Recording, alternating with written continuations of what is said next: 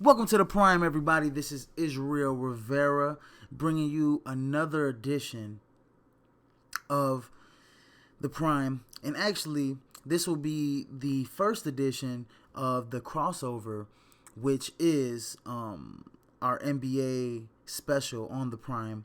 Every Wednesday, I'll bring this to you.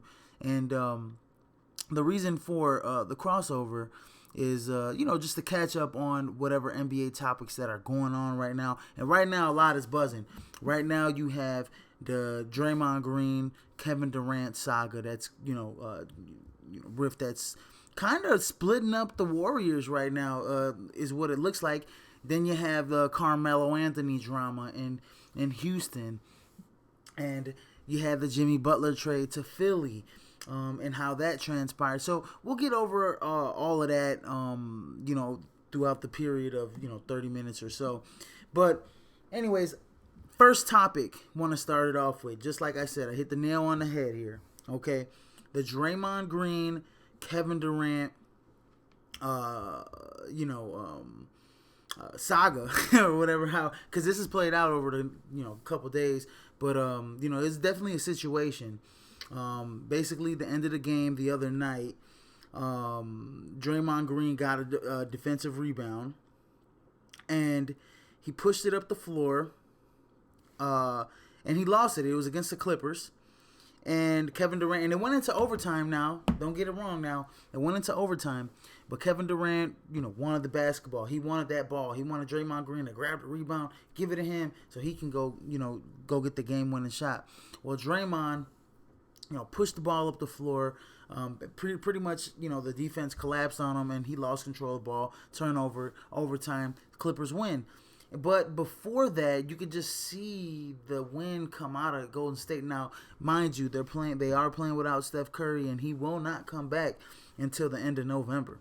Okay, he's out for another 5 games.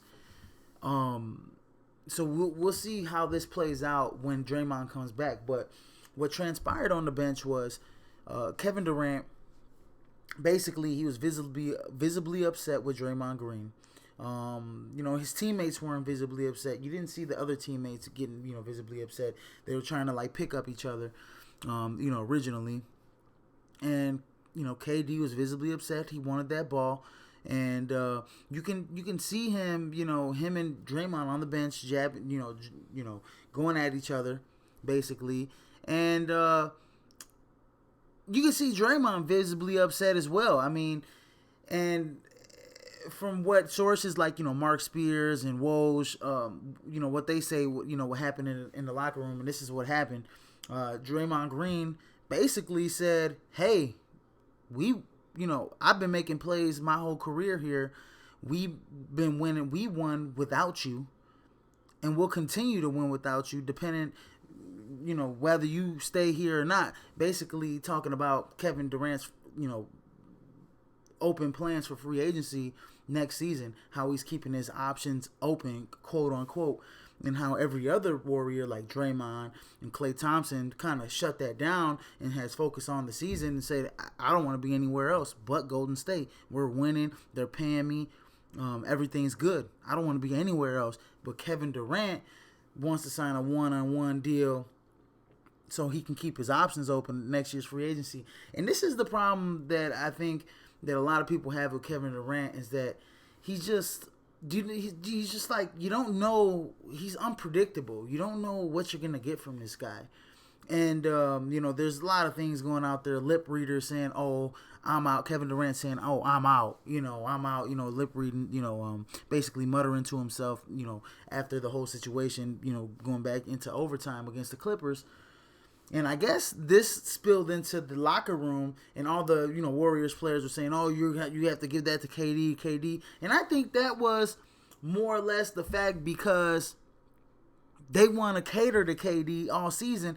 And it's like KD is making this whole season of bias. I mean, you heard it from the jump, like, oh, is KD going to sign? Oh, are they going to be able to keep all these players? Oh, are they going to be able to, keep the core together, with signing KD? Are they going to have to get rid of, not signing Klay Thompson or Draymond Green while trying to keep KD and sign him with a long-term deal with Steph Curry? Because, everybody knows that Steph Curry is a lock to stay and go. I mean, he is the main guy that you really want, but then you want to pair him up with another main guy in Kevin Durant, and then you want to keep Klay Thompson. And so be it. If the Warriors, it sounds like if the Warriors wanted to cut bait, it would be Draymond Green, and I would think that would be a horrible mistake for them on their part, because Draymond Green is a very pivotal part of that defense, and he actually makes plays. I mean, he could grab the rebound, he could push it up floor, he can assist, he can shoot the three, the open three when power forwards leave him open. So I think the Golden State Warriors management franchise front office making a big mistake because I guess what spilled into the locker room, and I know it was detrimental. Draymond Green was calling KD, the B word, multiple times. And basically, like I said, he's saying, we were winning before you even came here. We beat you. You're the one that came and joined us to win to win 2 championships. We were winning before you. I've been making plays my whole career. You've been making this season all about you in your free agency after this season. We're trying to go for a 3-peat. And you're thinking about leaving us next year. How does that make me feel? And so Draymond's not a guy to keep his emotions inside. And I think the front office kind of sided with Kevin Durant because they want to keep him. They know how good Kevin Durant is. He's him. It's LeBron and him, or him and LeBron, however you want to say it. Okay, and so they want to keep that dude. He's second, or some say he's the best player. Some say he's the second best player in the world. But Kevin Durant,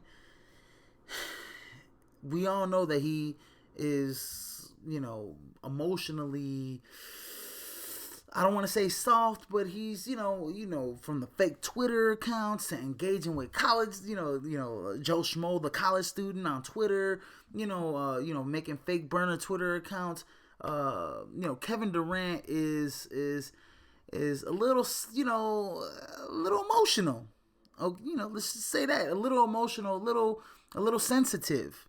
And so I think the management saw that and they said, you know what, we're going to suspend Draymond without pay, Kevin. Don't worry about it. I think that's a big mistake. I think that just shows that you're playing favoritism. And I think that's a big mistake moving forward. And I think that team is going to imply, I think Kevin Durant, and there's been anonymous players, and I don't like this either, anonymous players from the end of the bench probably, saying, oh, KD's gone. I mean, come on. If you're going to be anonymous, tell them who you are, okay? Don't sit there in the dark and be anonymous and say KD's going to leave. We want to know who you are. Where are you getting your sources from? And that's what I hate about, sometimes in professional sports, they got these anonymous players. I mean, come on. You're going to be, you can't keep your water. You can't hold your water. You got to leak that information out to the media. That should have never been out to the media. I don't care if it was anonymous or the word, or your name was Andre Iguodala or Quinn Cook or whoever the hell is on the end of that bench or whatever the case is, Sean Livingston, etc. So I just think that that situation, this is how I think this is going. From my prediction, KD's gone at the end of the year. I don't know where he's going. New York, LA, don't matter. KD's out of there. He's not going to stay in Golden State. I think he's going to win that third ring. Obviously, they're way ahead of the competition this year. I mean, they're so much better than everybody else. They're going to win a third ring this year. 3-peat. KD's out of there. He's going to prove that he can win without. He's going to try to prove that he can win without those guys. And he's going to fail. He's not going to go anywhere unless it's LA or unless it's like Philly. I don't see him going to New York and playing with KP and, all those other young dudes and winning a ship in the, out of the East, or joining Boston with Washington. I mean, they're in the abysmal. I mean, his best shot at continuing to win championships is in Golden State. And so I think Golden State franchise front office realizes that, and KD should realize that too, instead of thinking I'm going to leave, Golden State after this year and I'm going to keep my options open. So we'll see how that plays out the rest of the season. I think they'll be fine. Steve Kerr will find a way to keep those guys together, but I think Kevin Durant's gone. He's out of there after this year, and once he's gone, I'm pretty sure Draymond Green will be gone in 2020. Because this is this will resonate with Draymond for quite some time. I mean, he's one of those guys that doesn't hold his water. I mean, he is a very outspoken. And I think this is one of those things he's gonna bury this inside, and when he becomes a free agency, he's out of there too. And I think the front office made a big mistake by suspending him without pay for a game for team detrimental actions. And I just think that was just the wrong move by the Golden State front office. Moving along to the Carmelo Anthony saga that's happening in Houston. Now, obviously, Houston's a team that won 65 games. I believe they were, atop the Western Conference last year, and so a lot of moving pieces have happened. Trevor Reese is gone. Luke Mbah is gone. Those are really two long, good defenders that can switch on multiple positions on the wing, and they are 3-and-D type of guys. Those guys aren't there anymore. You bring in Carmelo Anthony. We know that Carmelo doesn't play defense. We know that Carmelo's aging. He doesn't take care. He's not, he's in the Dwayne Wade mold, in which Father Time's catching up to him. And he's younger than D Wade. He's about LeBron's age. But LeBron is a freak of nature, and Carmelo Anthony is not. And Carmelo Anthony, you could see, his jump shots flat. He's, his percentages are down this year. Even though he had a couple good games, but you just see that his legs aren't there anymore. And so with Carmelo, I feel like they're using him as a scapegoat. Also, Jeff Bzdelik, who is the assistant coach and who was basically your defensive coordinator for Houston Rockets, he retired for quite some time for family reasons or whatever the case is, health concerns or whatever. And I guess he's coming back after Thanksgiving, so we'll see how that all plays out. But Carmelo Anthony is good as gone. I mean, how long is he going to be out for a sickness? Come on now, let's be serious now. They're scapegoating this kid. They're scapegoating this man, and it's not fair to Carmelo Anthony, because there's a lot of different moving pieces in here. Mike D'Antoni, he's been known to hold a grudge. I mean, in the past with Stephon Marbury from, whatever the case was with Stephon Marbury, what happened with them. And he's a guy around the league that has been known to hold grudges, and he's a guy around the league that everybody knows Mike D'Antoni's teams don't play defense. They're strictly offense. This guy does not care about defense, so I don't understand why everybody's blaming Carmelo Anthony for the defensive struggles. He does play a part in it, but he's not the main reason. He's actually a guy that, as the season goes, if you could get him in the flow of the offense, he can actually help your basketball team out, at least off the bench. If he can accept his bench role, if he can accept that he's a bench player to play 25 to 28 minutes a night and could get you 15 points a night, and he's not a superstar anymore, then, Carmelo Anthony can contribute to a basketball team. But until he figures that out, he's not a starter anymore. He's not the old MELO from the Nuggets or New York Knicks. Then he's not going to be in the league too long. And you've seen it with guys like Derrick Rose, who's had to work their way up. And Derrick's a lot younger than Carmelo, about 5 years younger. So you're talking about Derrick Rose. Went from being the youngest Rookie of the Year MVP, having all these knee injuries, working his way back with the Bulls, getting traded to New York, had some family issues or whatever the case is, had the off the court case, rape allegation case that he beat, which isn't over, by the way. I think it's in appeal or something like that now this year. But anyways, you seen Derrick Rose, he accepted that bench role, and he worked his way back, and now you're starting to see that confidence growing to Derrick Rose. I think it's the same thing with Melo. I think Melo needs to accept that he's a bench player. He needs to accept his role on the team, and he needs to accept that he's not the same Melo. And so once he does that, I think he'll land on a team and he'll contribute. I don't know what team he'll land on. I think he can be good on a plethora of teams. I mean, he could be good in Philly. He can be good in, he can be good in Golden State. LA, just scrap LA. He didn't even return their phone calls because they wanted him to come off the bench I mean, he can be okay in Miami next to D Wade, next to all those young dudes coming off the bench with D Wade. So it's just a lot of moving pieces in Houston. That's another saga. So you got your top two teams in the Western Conference last year that are going through, problems within the organization, within their team, within that team. You got either it's Golden State pointing fingers, Houston pointing fingers. Both those teams are still, I think, your two best teams. You still got James Harden, CP3, and Clint Capella, and you got all those other guys, around them. I think Houston could still be a top 3 Western Conference team. And I honestly think, Golden State's just going to run away with this thing when it's all said and done. And they'll figure it out. But in long-term implications, Kevin Durant's gone, to me. And so, like I said, you got these problems with two teams. You don't see it like that. You don't see it too much like that with, like, championship caliber teams in which you have these type of problems. You see it with, like, teams like the Minnesota Timberwolves, and I'll get to that next, and that will end, the podcast pretty much. You see it with those type of teams, middle of the pack teams or bottom teams that had some type of expectations within the organization, but are currently out the playoff picture right now, early in the season, 4 or 5 weeks into the season, or whatever the case is. So I think those two teams will figure it out eventually. But honestly, Houston took a step back to me. Golden State's going to run away with this thing. Houston took a step back. And honestly, I think in the Western Conference Finals this year, you're going to see LA Lakers and you're going to see the Golden State Warriors, depending on what the seeding is. If LA matches up with Golden State in the second round, they're out. If LA doesn't match with Golden State in the second round, they're going to the Western Conference Finals and they're going to be out. So it doesn't even matter. Because this thing with LeBron, it's going to take, you got this year. Next year, I think, is going to be the time where LeBron and the Lakers take that step forward to actually contending with Golden State and knock them off the throne.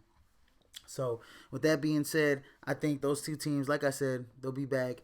They'll figure it out, but I think Houston took a step back. And honestly, to me, I think Portland is probably right now, and I know they lost to LA tonight, but I think Portland might, when it's all said and done at the end of the year, I think Portland's going to be number 2 seed. Golden State going to be the number 1 seed. And I think LA will probably be a 4 seed, which that will match them up with Golden State, by the way, in the second round. And I think the 3rd seed would be probably like Oklahoma City, who's playing phenomenal basketball even without Russell Westbrook right now. So that's pretty that's another one right there. And so now we move on to this Minnesota Timberwolves Philadelphia 76ers trade, and it finally happened. Jimmy Butler is finally traded from the Minnesota Timberwolves, and I've said this all along, even from the beginning of the season, they should have got rid of Jimmy. They should have never kept Jimmy. That was just a bad look on the NBA to keep a disgruntled player that he didn't even want to be there. He didn't even want to play for Tibbs no more. This guy was, he's been like this since he, became like a all-star in Chicago. He's been a little bit of a drama queen. Not gonna lie. But the thing with Jimmy, he's like wears his heart on his sleeve.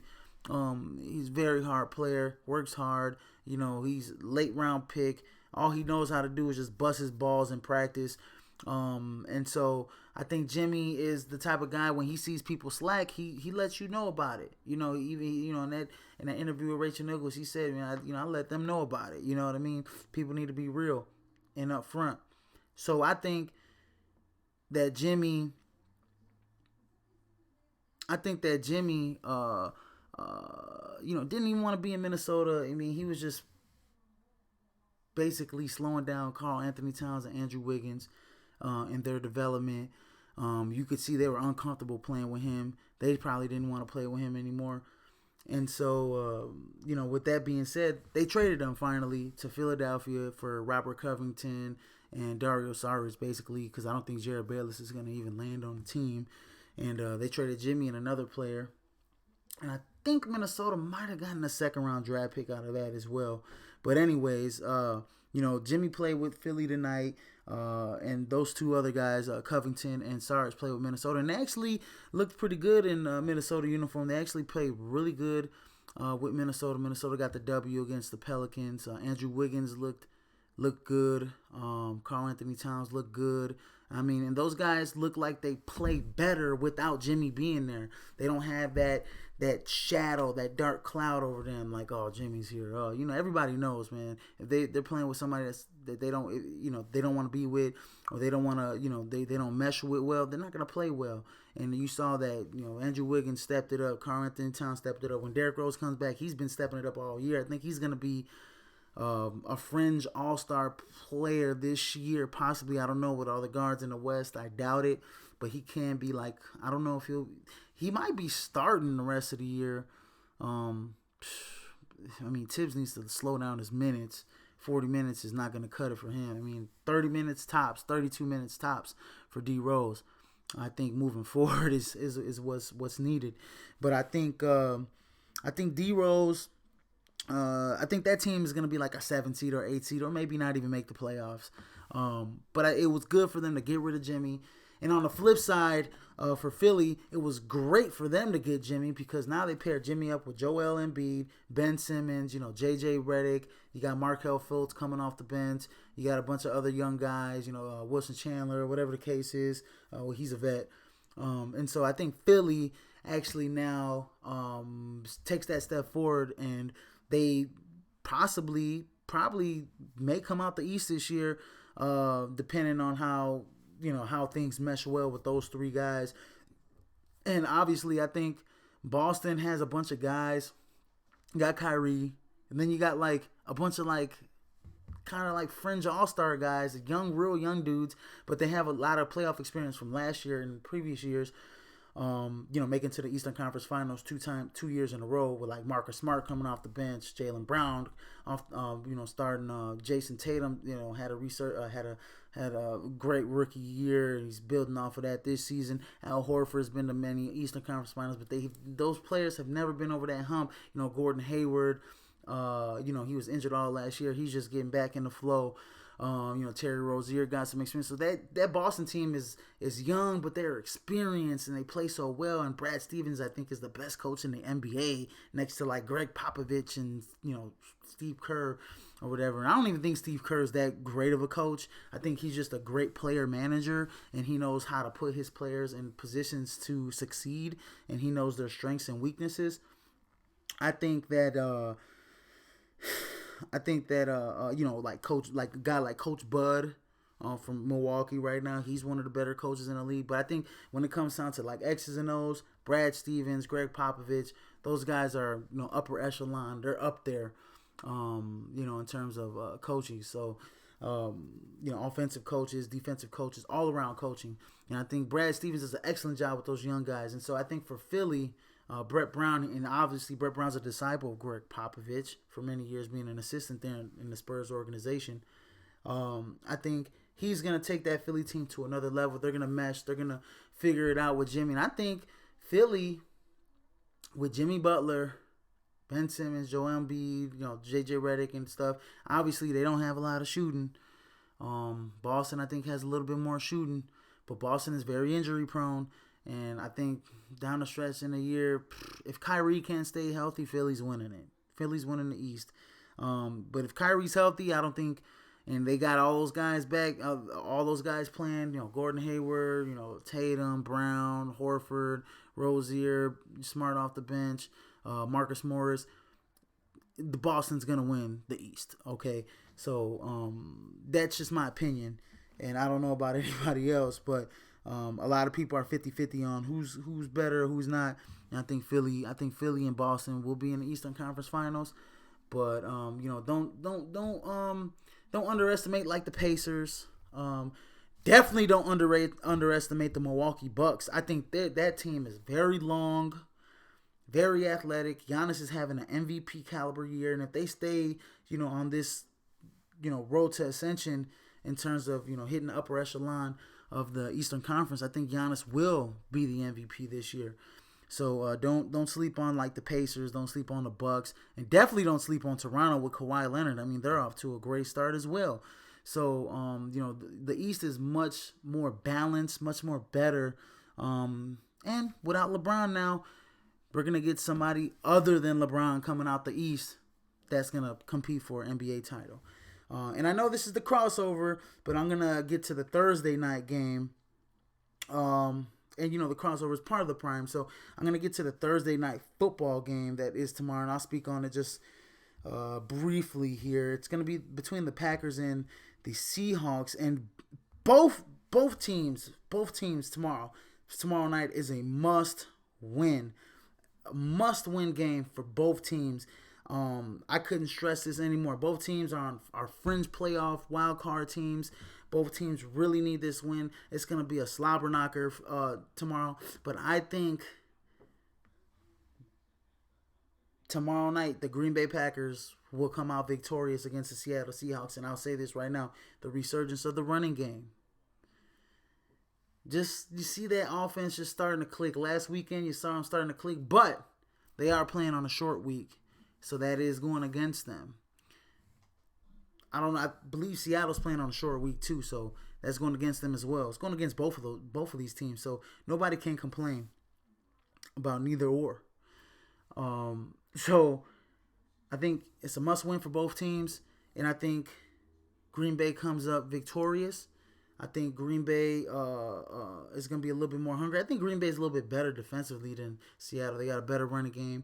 I think they have the better wide receivers. They have the better quarterback, obviously, better line. I think Green Bay overall is the better team.